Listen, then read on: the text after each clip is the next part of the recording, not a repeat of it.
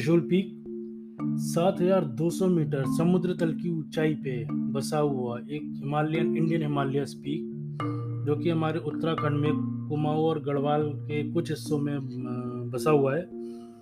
और मैंने अपने पुराने लास्ट ब्रह्मताल के एपिसोड में भी बताया था कि वहां से आपको क्लियर विजिबल व्यू होता है त्रिशूल नंदा घुंटी नंदा देवी का। तो त्रिशूल peak one of the best track बोलते हैं वहाँ पे। उसका सबमिट, उसका एक्सपीडिशन बहुत कम लोग करते हैं, और वो अभी तक best top highest top 10 peaks India में माना जाता है। और but not easy for to climb, just because कि उसका जो इनफर्टिलिटी रेट है वो बहुत हाईएस्ट है। तो in comparison to other peaks वो हम क्लाइंब कर सकते हैं, उनका सबमिट कर सकते हैं, उनका एक्सपीडिशन कर सकते हैं, बट नॉट फॉर त्रिशूल पीक। और उसी त्रिशूल पीक के बीच में बसा हुआ है बहुत ही खूबसूरत और बहुत ही मिस्टीरियस लेक, जिसको हम कहते हैं रूपकुंड लेक। आपने सुना होगा इसके बारे में। आज भी इसका रहस्य सबके दिमाग में। अब काफ़ी साइंटिस्ट है जर्मनी से, यूएस से, हमारे इंडिया में भी है, बहुत सी बातें इसके बारे में, आस्था जुड़ी हुई है और रिसर्च भी है, बट ये आज भी मिस्ट्री बना हुआ है कि वो मैं आपको बताऊंगा आगे चल के कि उसमें ऐसी क्या मिस्ट्री है। धीरे धीरे हम आगे बढ़ेंगे। और उसी रास्ते पे ही एक आली बेदनी बुग्याल भी आता है, जो एशिया का हाईएस्ट और बिगेस्ट ग्रासलैंड भी बोला जाता है। आली बुग्याल एंड बेदनी बुग्याल। बेदनी बुग्याल इसीलिए कहा जाता है कि वहीं पे ही वेद व्यास जी ने वेदों की रचना करी थी।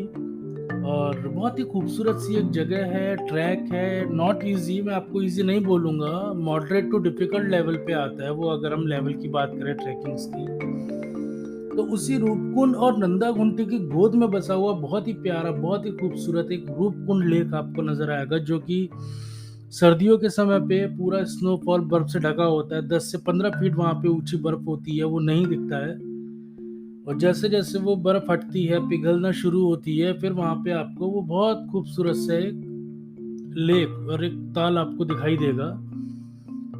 अब इसका रिलेशन मैं आपको बताता हूँ। जो मेरा लास्ट एपिसोड आया था, नंदा देवी राजजात यात्रा, वो बहुत ही आप लोगों ने सुना, उसका मुझे बहुत अच्छा लगा, बहुत ही ज्यादा फेमस हुआ मेरा वो एपिसोड। वो नंदा देवी राजजात यात्रा भी इस रूपकुंड से ही जुड़ी हुई थी, अगर आपने सुना होगा तो।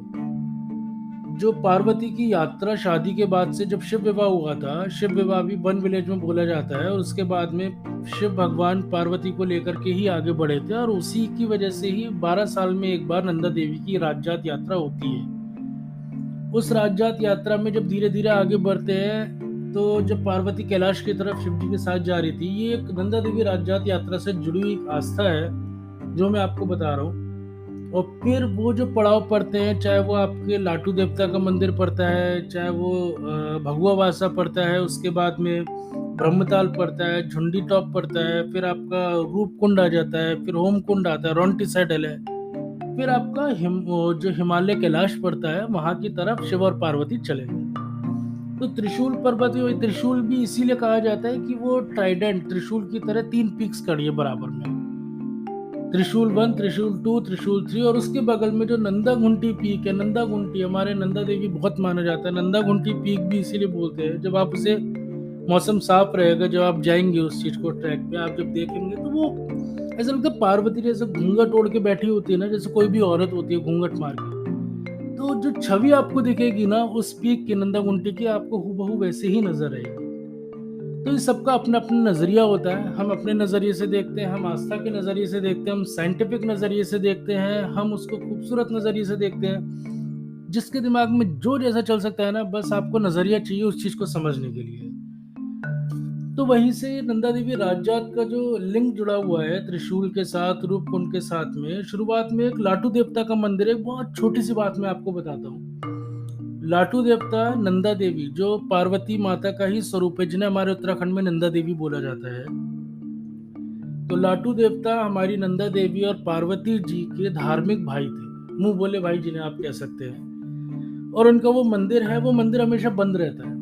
उस मंदिर को खोला भी नहीं जाता है, वो मंदिर कभी नहीं खोलता। साल में एक बार एकादशी के दिन उस मंदिर को खोल के पूजा की जाती है, और जब उसको खोला जाता है तब सिर्फ उस मंदिर का पुजारी उस मंदिर में पूजा आंख में और नाक में पट्टी बांध के करता है। वो भी नहीं देखता है कि उस मंदिर के अंदर क्या है। बताया जाता है कि वहाँ पे भी शिव जी के साथ में जो नाग वगैरह रहते थे, शेष नाग है, ये सब रहते हैं, वो उस मंदिर में विराजमान है लाटू देवता के साथ में। और जो उनकी जो मणि होती है उसमें इतनी शक्ति होती है कि उसको कोई भी नहीं देख सकता, ना ही उसके जहर को, जो वो जहर की सांस छोड़ते हैं, वो भी कोई नहीं ले सकता।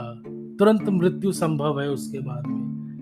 तो वो पूरा मंदिर पूरे साल बंद रहता है, साल में सिर्फ एक बार खुलता है, और उसकी पूजा 12 साल में जब एक बार नंदा देवी रात जात होती है, तब उसकी पूजा करी जाती है उस यात्रा के दौरान में, क्योंकि वही भाई माता पार्वती को अपने साथ में कैलाश की तरफ लेके जाता है। तो ये आस्था है हमारे उत्तराखंड देवभूमि की, और आप लोगों को भी अच्छा लगेगा ये सारी चीजें। शिव पार्वती विवाह भी हमारा उस मंदिर के निकट ही हुआ था, और वहीं से आगे विदाई चली थी, और उससे आगे जाकर के महिषासुर का वध हुआ था। हमारा जो बेस कैंप है ना, काफी बेस कैंप त्रिशूल का ले लीजिए, चाहे नंदा घुंटी का ले लीजिए, नंदा देवी नेशनल पार्क का ले लीजिए आप, और ब्रह्मताल का है, मोनाल टॉप का है, आली बेदनी बुग्याल का, ये बहुत बढ़िया ट्रैक्स है हमारे कुमाऊं और गढ़वाल में। इन सबका बेस कैंप भी लोहा जंग, एक बहुत छोटा सा गांव है, वो माना जाता है। लोहा जंग का नाम भी इसी वजह से रखा था कि लोहासुर नाम के राक्षस के साथ जंग हुई थी माता पार्वती की, उसी जगह पे उन्होंने लोहासुर नाम के राक्षस का वध किया था। तो वो गांव का नाम भी लोहा जंग ही इसी वजह से पड़ा है, वहीं से वो बेस कैंप है इन खूबसूरत ट्रैक्स का।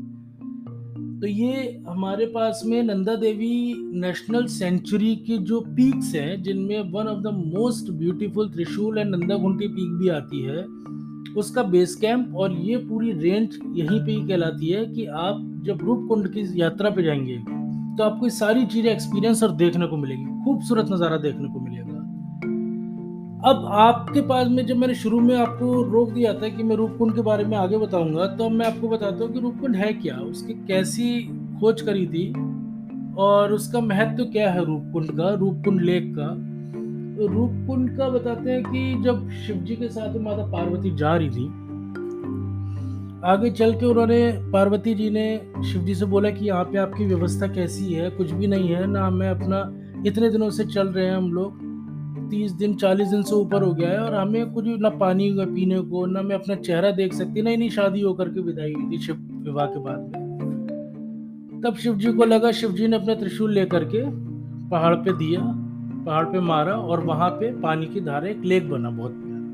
उस लेक में उन्होंने अपना हाथ पैर मुंह धोए, माता पार्वती ने, और जब उस लेक में अपनी छवि देखी, उन्हें बहुत अच्छा लगा उस छवि को देख करके, और वहीं पे उन्होंने अपना रूप संवारा था पार्वती ने, जिस वजह से इस लेक का और इस ट्रैक का नाम रूपकुंड ट्रैक पड़ा।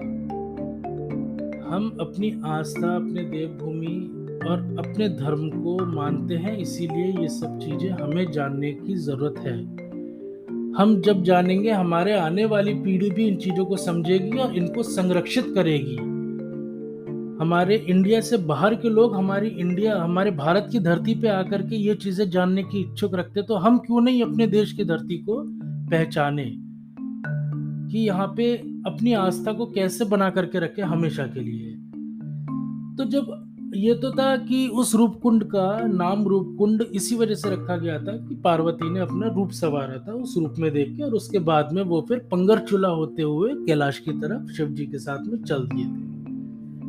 अब वहां पे बताया जाता है कि रूपकुंड में आज भी आप अगर जाएंगे ना, वो इसलिए मिस्ट्री लेक है, इसलिए बहुत ज्यादा रहस्य का ताल बना हुआ है कि वहां पे आज भी ह्यूमन स्केलेटन, जितने भी कंकाल, नर कंकाल होते हैं, वो भी आज पाए जाते हैं। आज आप अगर आप भी जाएंगे ना, तो वहां पे आप इस चीज को जरूर देखेंगे। आपको देखना, अगर बर्फ नहीं हुई वहां पे और वो पिघल चुकी है क्योंकि वो ग्लेशियर सा बन चुका है, तो आप आज भी वहां पे नर कंकाल को पाएंगे। और उसके पीछे बहुत रिसर्च हुआ है कि वो आखिर आए कहाँ से थे, और 1942 में एक फॉरेस्ट गार्ड ने उस जगह को खोजा था, और वहां पे उसने पता किया था, जब उसने देखा कि यहाँ इतने सारे नर कंकाल, आप विश्वास मानेंगे 600 से 800 नर कंकाल उस लेक के चारों तरफ और उस लेक के अंदर और उस लेक के पीछे ग्लेशियर में दफन है।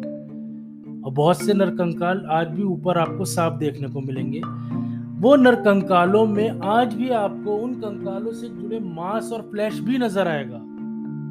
ये बहुत बड़ा रहस्य है। जर्मनी, यूएस, वहां के लोग, वहां के ट्रैकर्स आज भी आके, साइंटिस्ट आकर के, और जो आर्कियोलॉजिकल डिपार्टमेंट वाले लोग भी आकर के इस चीज पे रिसर्च कर रहे हैं आज।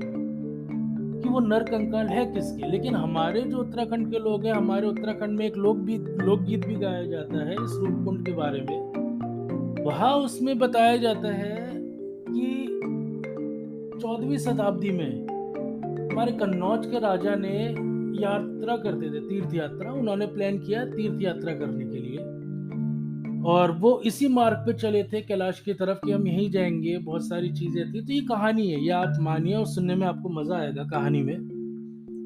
तब फिर उन्होंने कहा कि हम भी इस तीर्थ यात्रा पे जाएंगे, आगे चलेंगे। और फिर उन्होंने जब तीर्थ यात्रा पे गए तो उनकी जो रानी थी वो भी जिद पे अड़ गई। कहते हैं ना कि 3 लोगों की जो जिद होती है वो हमेशा पूरी होती है। वो जिद पे अड़ी। पहले राजा ने बहुत समझाया कि आप वहां नहीं जा सकते, पीने को पानी नहीं है, खाना नहीं है, चलना पड़ेगा, बर्फबारी हो सकती है, तूफान आ सकता है, कुछ भी हो सकता है। लेकिन कहते हैं एक बच्चे की जिद, एक साधु संत की जिद और एक स्त्री की जिद, ये तीनों की जो हट होती है ना, इनको हमें पूरा करना ही पड़ता है, चाहे कुछ भी हो जाए। तो फिर वो मान गए राजा, चलो ठीक है चलते हैं। जब राजा लेके चले उस यात्रा पे, राजा के साथी बंधु, दूर दूर से राजा, बहुत बड़ी तादाद में वो लोग चले। इस रूपकुंड के पीछे की जो कहानी है वो मैं आपको बता रहा हूँ। या काफी यात्रा करने के बाद में जब वो रूपकुंड पे पहुंचे, तब फिर उन्हें समझ में आया कि हमें थोड़ी देर यहाँ विश्राम करना चाहिए। अब वो राजा है, अब वो कहते हैं ना कि बुद्धि नष्ट होने में ज्यादा समय नहीं लगता है। अपने साथ में नर्तकी और वैश्याओं को लेकर चले थे। अब जो इतनी पवित्र भूमि है हमारी नंदा देवी की, वहाँ के लोग जो मानते हैं, आस्था है हमारा, इतिहास है हमारा, इतनी पवित्र भूमि में अगर आप वहाँ जाकर के आपको एक रात में रुकने के बाद में बोलते हो कि यहाँ मदिरा पान भी होगा, नर्तकी वैश्याएं भी, वो भी नाचेंगे, तो ये बहुत बड़ा अपमान है। ये बहुत बड़ी, मतलब कहते हैं ना कि पाप है, सिन है कि हम बच नहीं सकते। और हम देवभूमि में हम इस आस्था को मानते हैं आज भी कि हम कभी भी अपने पूर्वजों को और अपने देवताओं को कभी नाराज नहीं कर सकते। तो इसके आगे भी एक और अच्छा मैं अगले एपिसोड में लेकर के आऊंगा, इससे जुड़ी कहानी वो लास्ट में बताता हूँ। तो पहले भी मैं इससे आगे चल रहा हूँ। तो वहां उस समय राजा की बुद्धि नष्ट हो चुकी थी, और उसने वो सब जब ये काम किया तो उसको देवी दोष लग गया कि नहीं, अब तो यहाँ पे देवी दोष हो चुका है, इससे आगे की यात्रा संपूर्ण नहीं हो सकती। कैसे?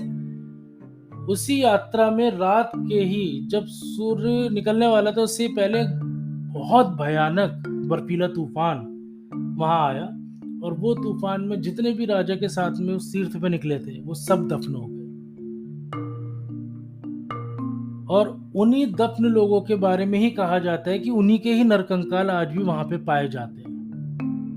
अब इस चीज को कहानी लेकर के जब आप आगे सुनेंगे तो आप बिलीव करें या नहीं करें वो मुझे फर्क नहीं पड़ता है। हम अपनी आस्था को मानते हैं, हम करते हैं, और आज भी वहां के गांव के लोग इस चीज पे बिलीव करते हैं। लेकिन एक चीज है कि साइंटिस्ट आए, उन्होंने इस कहानियों को नहीं माना, उन्होंने भी अपने नए नए काफी रिसर्च करे, उन्होंने भी इसके बाद में जो आउटपुट निकला उनका भी, तो कुछ लोगों ने ये बोला कि वहां पे सिर्फ हमारे भारत के समुदाय नहीं था, जो नर कंकालों की जो कार्बन डेटिंग उनका एक रिसर्च होता है और जो डीएनए रिसर्च होता है, उसमें उन्होंने पाया कि कुछ उनमें से कंकाल ग्रीस के लोगों के और जापानीज लोगों के भी थे।